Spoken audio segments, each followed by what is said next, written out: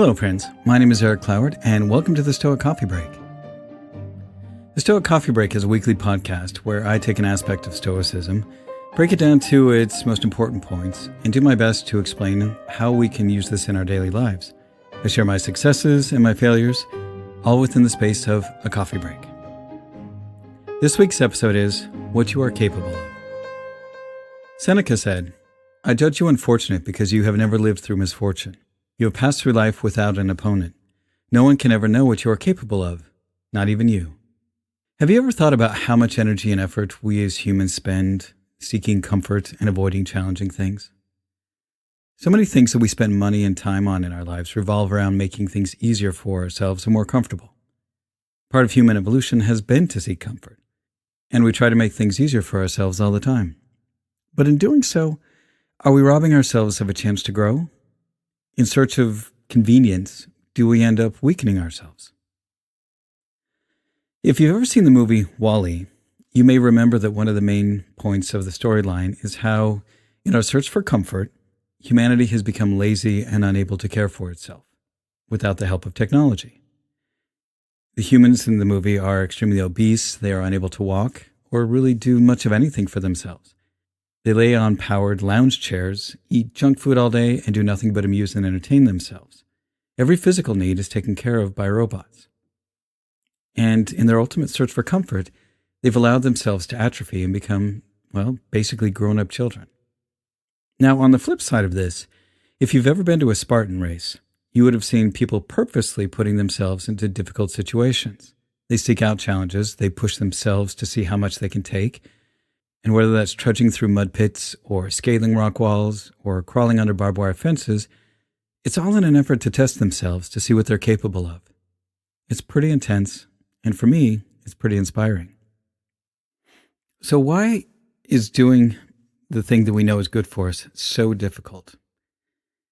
I think it comes down to just the simple understanding that how we approach most things in life, we do them either to avoid discomfort and to seek pleasure. And if you examine almost everything you do in life, you'll find that most things, if not all of them, fall into these two categories. And we stay stuck in habits because we're unwilling to let go of pleasure or deal with discomfort. So how do we change this? How do we get to a place where we are willing to forego pleasure and bear discomfort? Now, I know I've talked about this before, but this for me was just something that I've been thinking about a lot lately, so I figure it's a good topic to revisit.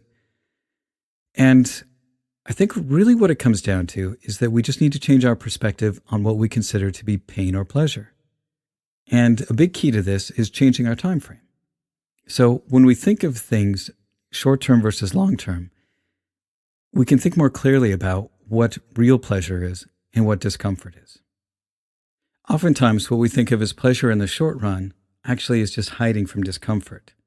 And when we want pleasure in the long run, we need to embrace discomfort. And the thing is what we consider uncomfortable and what we consider pleasurable is often very subjective depending on who you talk to. I mean, we're the ones who decide whether it is a pleasure or a discomfort.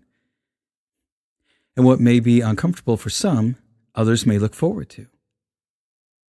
And what some think might be very pleasurable can be completely annoying for someone else. For example, some people consider lifting weights to be painful and uncomfortable and do their best to avoid ever going to the gym, while others consider it to be extremely pleasurable and invest significant time and money into hanging out at the gym and lifting weights. And in my opinion, lifting weights is uncomfortable, and at times it can be painful. And at the same time, it also feels really good to work my muscles and to build my strength. And when we think about it in the long term, the research has shown that lifting weights is good for us because of the long-term health benefits such as stronger muscles, which help your body withstand injury, increase bone density, plus having the strength to do other activities you want to do in your life.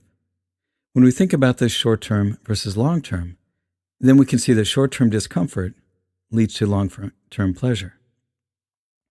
So really, what it comes down to is which perspective you want to choose and which perspective you want to act upon. Years ago, I was talking to a close friend who was celebrating being sober for about 12 years. He said he had been an alcoholic and it had caused a lot of issues in his marriage. At one point, his wife told him that he had to get his drinking under control or she was leaving. And while he really didn't think that his drinking was a problem, he started attending AA meetings to appease her.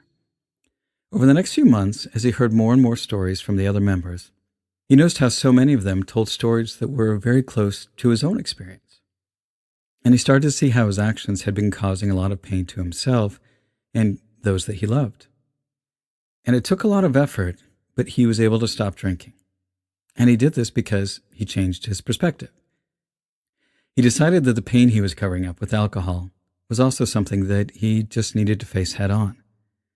And in doing this, he gave up the short-term pleasure, he gave up avoiding the discomfort, and traded it in for the long-term pleasure of having more control in his life and improving his marriage. So when we're facing challenges, what steps can we take in order to be more effective at making better choices? I think, first off, you need to have a clear definition of what your pleasure is. Is having a strong body or a particular physical skill your definition of pleasure?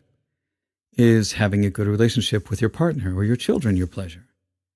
Whatever it is, then approach each of these challenges that you have as a way to flex your muscles and to improve your skill in that area. Look at that challenge as the pleasure, and imagine what it would feel like if you were a master of it. How much pleasure would that give you? Learning to flip your idea of what pleasure and pain is a very, very important skill, and what it really comes down to is just your perspective. And if you can decide that facing uncomfortable things and overcoming those challenges is something that gives you pleasure, then when those things come your way, you won't run away from them, but you'll turn and face them head on, and you'll know what you're capable of. And that's the end of this week's Stoic Coffee Break. Be good to yourselves, be good to others, and thanks for listening.